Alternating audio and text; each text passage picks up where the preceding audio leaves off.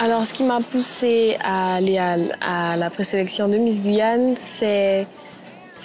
Basiquement, ce n'était pas un rêve de petite fille, mais plus un choix de jeune femme qui était de prendre confiance en soi et de relever un challenge, comme j'en aurais, je pense, dans ma vie.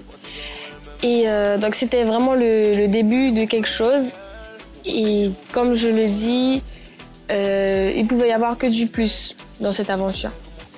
Il y a beaucoup de responsabilités et d'obligations qui sont liées au titre de Miss Guyane. Mais pour l'instant, ça va. Le comité m'encadre très bien, donc je ne me sens pas trop bousculée.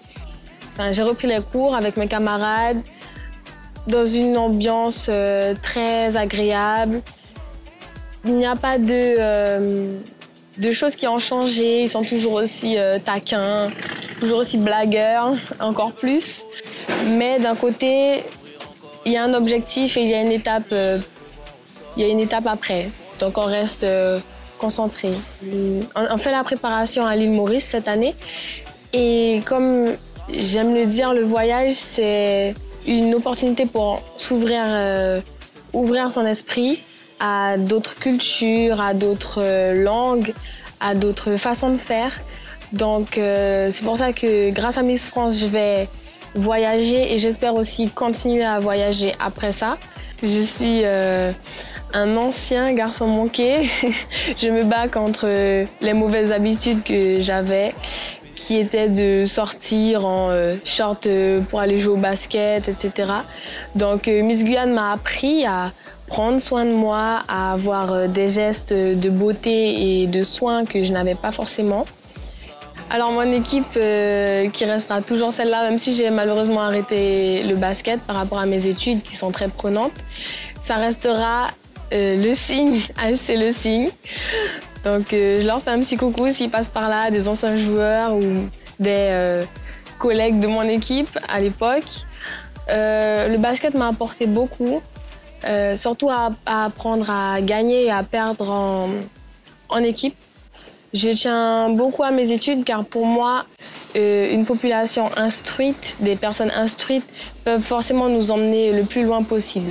J'espère pouvoir remplir ces deux fonctions au mieux, d'être une ambassadrice de la beauté guyanaise ainsi que de notre culture.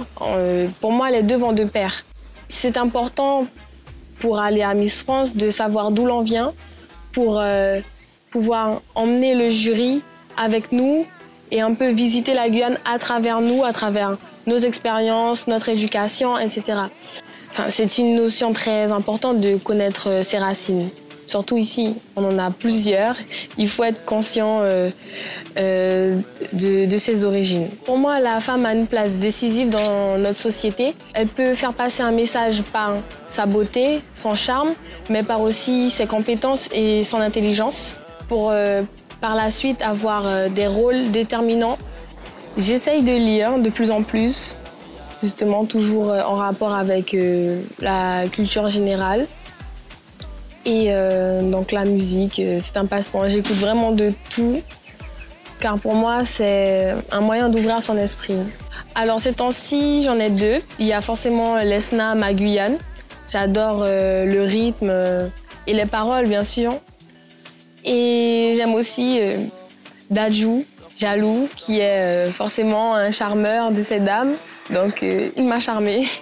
Alors ma devise que j'ai essayé d'appliquer pour justement le show Miss Guyane, c'était de profiter et de se donner à 100% pour ne pas avoir de regrets.